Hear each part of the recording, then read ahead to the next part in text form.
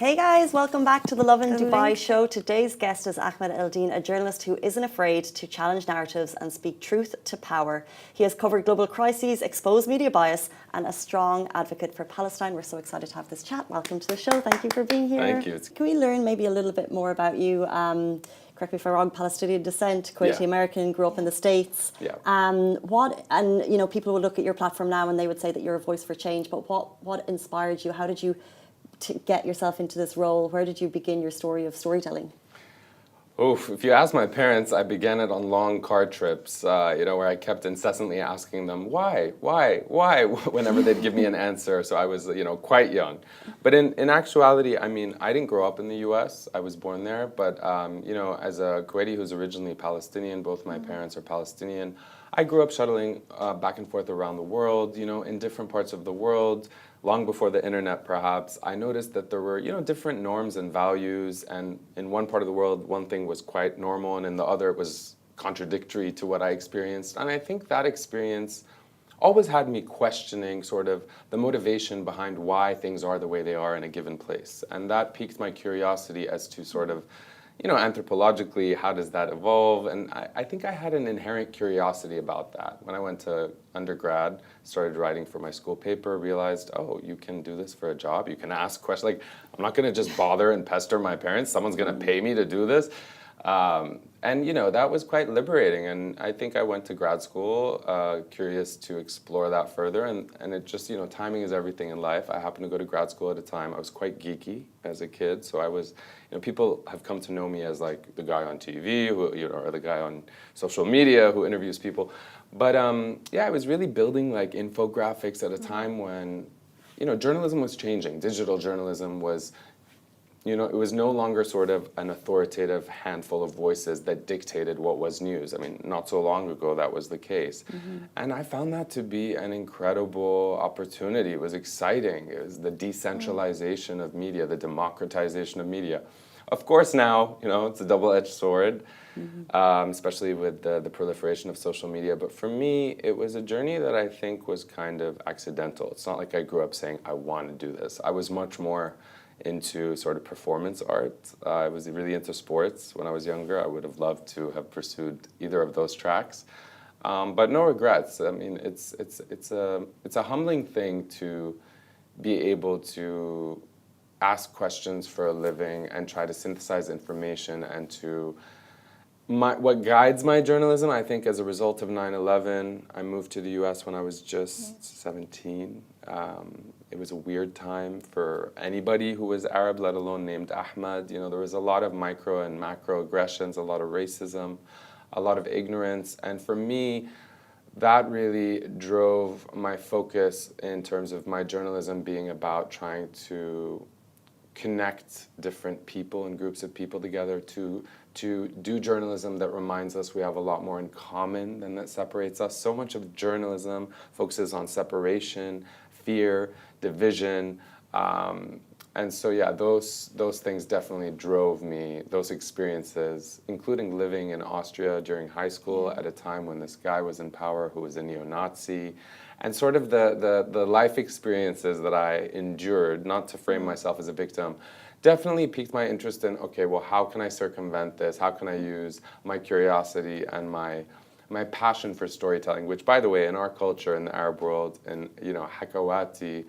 storytelling, whether in the journalistic sense or not, is a long tradition that I think is intended to unite and is intended to make us understand not only ourselves better and others better, but our contextual selves, like how we fit into the world. So I think that's a fair enough answer. So would you say you've experienced injustice firsthand yourself? Yeah, I mean, I think all of us have, one way or another. For me, I think, I don't like to focus on it too much, but it would be disingenuous of me not to say that, yes, I definitely experienced that, and in almost every place I existed, I experienced that, but nowhere as sort of more, as direct and sort of overt as I did in the US after 9/11, and then also in Austria when I was in high school. I mean, I moved from Egypt to Austria. I was living in Egypt for 10 years. Egypt is chaotic, and it was very familiar to me culturally. And then even though I grew up traveling around the world, when I got to Austria, it was a culture shock. And also it was people used to spit on me on the trains. Kids, women would hit me with their canes. I mean, it wasn't passive, racism or prejudice. It was overt. And when you're in your formative years trying to make sense of yourself and who you are and how you fit into a society or a community, and you're constantly being physically and verbally reminded that you are less than, that kind of plants a seed in your brain of how can I fight against this? Because it's inherently wrong to do that. How did you plant that seed that you can fight against this? Because you're sharing stories that, there's, opinions on every side of the spectrum when you're sharing anything online. So how did you develop that skin where you're so powerful in your voice that you're able to share it and not care about the backlash that you might get? I mean, I definitely think I care about the backlash, but I appreciate the way you framed the question. For me, people often say to me, oh my God, you're so patient, sometimes in interviews where I'm being berated by some host because of what I'm saying, which I think is factual rather than opinionated. But for me, I think you develop a skin, and you also just have to have the conviction that I believe inherently in equality and in dignity. And, we often talk in the media about freedom and injustice, but if we boil it down to all humans are equal and we all deserve dignity, I think that's not a tall order. It's not and so I don't know, I guess I really believe that there's nobody in this world who would, well, actually, that's not true. So I should say, for me, I really believe in people perceive, we often say perception dictates reality, and I think there's a perception that I'm very political. Because I talk about things, to your point, that otherwise people might be fearful of kind of addressing so directly. Because I really believe fundamentally, not just experientially, based through my observations, I've been very privileged to travel to many countries and observe many different cultures and many different schisms and flashpoints. And I have a very deep belief that it's not about being on the right side of history. It's that, it's not political to me to demand equality for all human beings. Unfortunately, in the world we live in, for various reasons, which we won't get into, because it is perceived as political. And that's why it's something between me and myself and my friends. I joke, it's Ahmed, he's the political guy. No, I just believe that human beings should have equal human rights. I believe that, social justice and all these buzzwords. I mean, look at what's happening in the States with this I don't want to make him a victim, but he is a victim of a system that is increasingly authoritarian, increasingly fascist. We see this happening across Europe. I don't want to get too political, but they abducted, the Department of Homeland Security in the US went to a college campus, my former alma mater in Columbia, and abducted Mahmoud Khalil, a student who has a green card, who is a legal resident, who has a wife who's 8 months pregnant, and they just took him, and I say abducted because no one knows where he is, and they were threatening to deport him without having arrested him for any crime. He didn't commit a crime. He wasn't charged with a crime. I mean, it's wild to me that I think we'll look back at this time, specifically in the context of the US, where I went to school and where I moved to when I was 17, and I lived in New York for 10 years, and I taught at Columbia. And it's at the beginning when we saw those student protests at Columbia, I was so inspired. And then to see how they were crushed so deliberately, so in such a well-coordinated, well-funded manner, it's eerie and it's frightful. And I think it's something that should alarm us all, for those of us who really believe in sort of the basic human rights in the context that we've been promised them, at least in the Western liberal context. And yeah, the world's changing. I don't know if it's all good or bad. I mean, sometimes we fall into these binaries where it's in the context of the US, the Republicans are bad, the Democrats are liberal. But in reality, they have a lot in common. I just think we've taken things a little too far, and it's in 5 or 10 or 20, or God knows how long, we're going to look back at this time with what's happening, specifically in the U.S., and we're going to say, how did we let this happen? With that being said, have you ever felt pressure to change the way you report? Yeah, unfortunately, I've felt pressured more often from organizations I've worked for who have kind of, when you say change the way you report, it's like I always try to keep things factual. Sometimes I don't believe that there's anything in media, by the way, in journalism called objectivity. I don't think it exists. I mean, if you look at the way, for example, in the last few days since Israel took the decision, which many governments like Jordan and Qatar in the region have, and many other Arab governments have criticized this idea of cutting food, aid, and water, and now cutting electricity to the Palestinians in Gaza, the way the mainstream media is covering that, they're not even acknowledging basic facts, which are very obvious, like that this is a crime. This is a crime of collective punishment. This is a war crime. Those aren't opinions. Those are facts based on what's been declared and the actions that Israel have taken. So to answer your question, the reason I bring this up is, these organizations are deliberately choosing not to include, to omit things because they have their own pressures, let's say. So yeah, when I worked at the New York Times, when I worked at even Vice, which is known for punching upwards, I made 6 documentaries when I was there. Every place I've worked, I've faced pressures to sort of change the framing or what you include, what you don't include, and that's how self-censorship eventually develops. So for me, I felt the pressure. Have I given in? Not really. So, but it's a blessing that we no longer live in a time in media where you can only work at one of these companies to be impactful, to have a voice, to influence change, and to keep the public informed. Do you think the role of the public has helped change the narrative of the media in the last 2 years? Have you seen a shift in how the storytelling has happened, and are people more sympathetic to Gaza now than they were 2 years ago?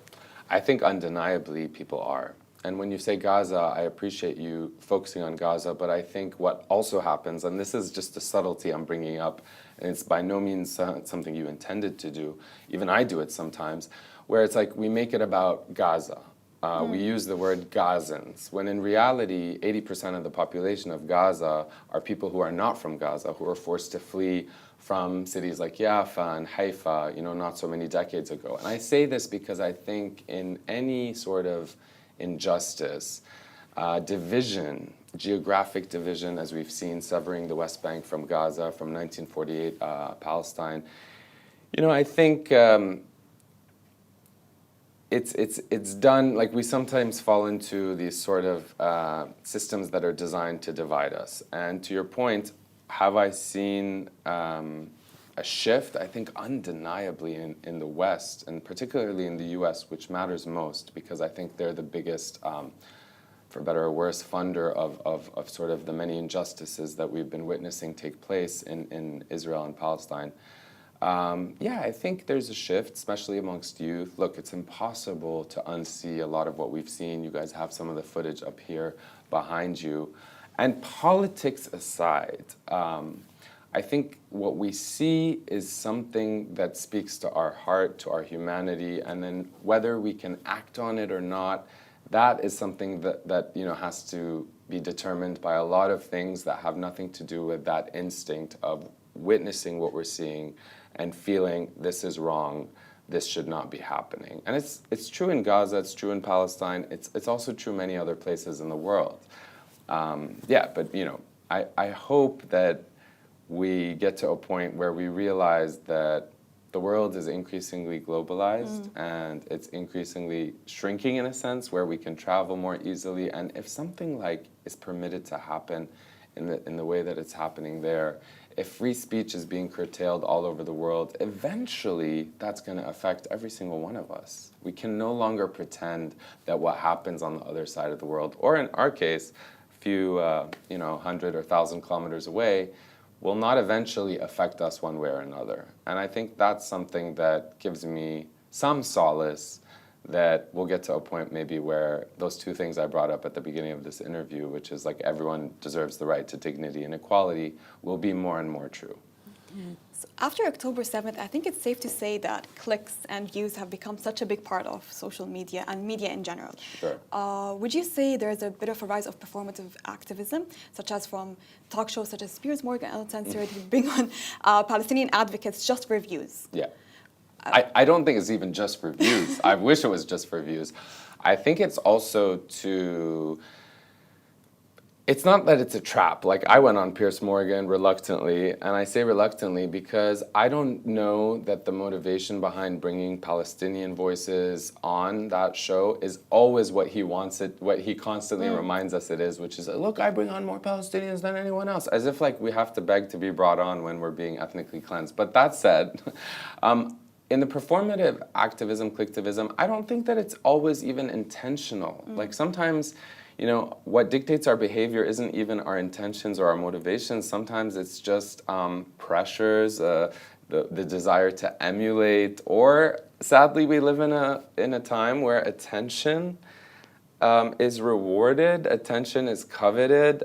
You know, I often travel to events, whether it's something like Pierce or even like participating in a panel or an event, and I notice that the people aren't there to really process and understand. They're sometimes just there to take a photo, to say they were there. You know, we live in a time where, for better or worse, perception, as I said earlier, often dictates reality. And I don't know that you know, a lot of people, it's a double-edged sword, because the internet and social media allows us to, you know, connect and to, you know, speak our voice and to easily sort of say things that we otherwise might not be able to say and reach a wide audience. But, you know, there was a time where you couldn't do that, and so if you wanted to actually participate in change or participate in some form of collective action, you had to take it to the streets. You had to move your body. You had to organize in reality. And I think the collectivism criticism is that we live in these walled-off identities online. You know, social media was designed to connect us all, and, you know, the internet itself was supposed to be a global village, virtually, and it is. But in that village, we lived in these siloed, walled-off identities where sometimes, and also the algorithms have facilitated this, I think quite intentionally, you know, we're actually in an echo chamber. So we're like, you know, and in Arabic we say, tfishi khil'ik, like, you know, you get that emotion inside you out, and it's you know, consumed and shared by an echo chamber online. But are we actually talking to the other side if there's one or two or three or four or five, six different sides on any given issue? Could be in the US abortion rights, could be women's rights, could be, you know, other forms of flashpoints in our society. And so it's a double-edged sword, but I wouldn't say that we should take the internet away. I just think we have to hold journalists, we have to hold social media companies accountable. We need to encourage more transparency. But of course, these are all very idealistic things, and, you know, the world's a little bit more complicated than that. I like the idea that it is a village and we're reaching each other. And with that being said, what keeps you hopeful for the future of Palestine? And I guess, what do you hope that people take from your content on a daily basis? That's a big question. What keeps me hopeful, it's a bit maybe obvious or cheesy, but it's the truth. The youth keep me hopeful. Children in my day-to-day life keep me hopeful. There is a certain, and I don't want to just call it innocence, but there's a certain forthrightness and earnest and honesty that children provide in my personal life, my friends' kids. I don't have kids myself, but that when I'm around that energy and that kind of frankness, it really reminds me that there is hope in this world before we all grow up and become corrupted by society's ills. No, I'm joking. Take the phones away. Yeah, exactly. Let's throw this away. No, children give me hope. And another thing, and what I mean, to bring that into what I hope people take away is, you know, I'm launching a podcast myself soon, and it's been a long time coming. A lot of my friends and close family members are like, why has it taken you 5 years? Like, I've heard you talking about this for 5 years. But I think everything has its right time, its right moment. But all this to say that when I launch my podcast, it's being driven by this desire, not just to connect people, but really, I hope people take away that, you know, I believe in challenging the status quo, not to just be a rebel without a cause, but I think the status quo we live in is not sustainable. I think deep in our hearts, whether we're paying attention or not, we realize that we live in a time and a society, whether it's climate change or other issues, you know, the world feels to me, and I think many others, like it's not sustainable. So the idea behind the podcast is to have very candid conversations, much like this one, and I hope that people can reflect on their own, not just through the podcast, but through my work in general, on their own role, whether on the individual level or collectively, in sort of like shaping the world we live in. And, you know, that can be, you know, oftentimes people think that's politically and geopolitics, and no, but it's like how you treat the people around you, whether they're your family, your friends, the people you work with, how you treat yourself. You know, I want people to reflect, and I hope my work encourages people to reflect on what's truly important to each person and how to be more aligned with what matters to you. And I want to believe that what matters to us all is that, like, you know, I hope people, it matters to people that we live in equality and we live all as dignified human beings. And if not, that's why I like to spend a lot of time with dogs and children. That sounds weird, but I mean, dogs and children, like, harmless. you can't go wrong. They're gonna be loyal. Yeah. And if not loyal, they're gonna be honest. And that's something that I think is undervalued in our beautiful. society. You're Palestinian yourself, but what's one Palestinian story that stuck with you? Palestinian story, you mean that I've heard? Yeah. I guess. It can be an experience also. Yeah, the one thing I'll say is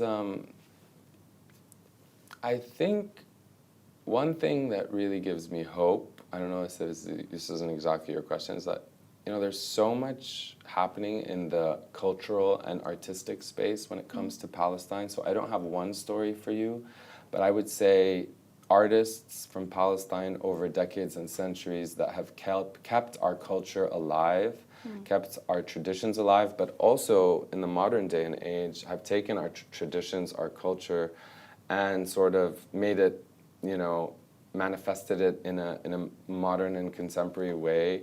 I think it's hard to really overstate how critical and valuable it is to be sharing art and to be telling stories through art as a Palestinian, to keep our culture alive at a time when there are those who are trying to erase it and erase us. And I know that's not a hopeful note, but honestly, we'll look back at this time and we'll be very grateful to have had those voices and those people doing that hard work and doing it in such a creative, connective way. So important. Before you leave us, Sure. Is there one piece of advice you wish you could give to yourself or you wish you had when you began your storytelling journey? Or if anyone is aspiring to follow a similar career path to you, what advice would you give them? Great question. Maybe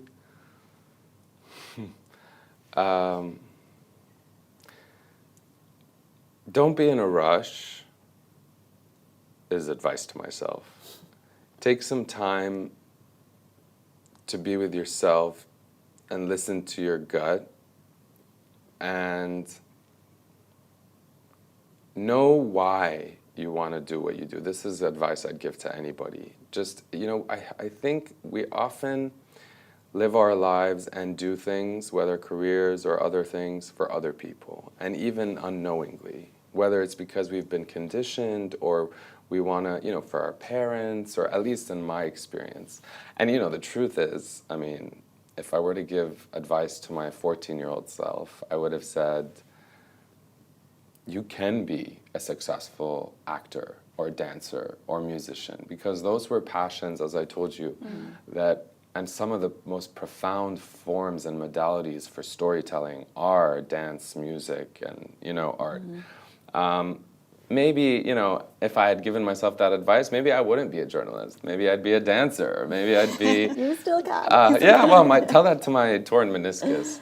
No, I still can. And also, it's never too late to have a shift, to your point. You still can. I think we often, you know, we feel we got to do things for other people and have achieved certain things by a certain time. And one thing I've learned even more recently in life, now that I'm 40 years old, is maybe it's true. Like, there's a quote, I don't know if it's Carl Jung or who it is, but they say, like, life begins at 40, everything else is research.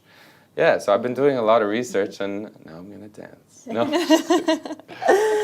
That is beautiful. I think it's important to know your why. Exactly. Keep asking those Yeah. questions. Look, we really appreciate your time. Thank you so much for that amazing chat today. My pleasure. My pleasure. Thank you, Masa. Thank you, Casey.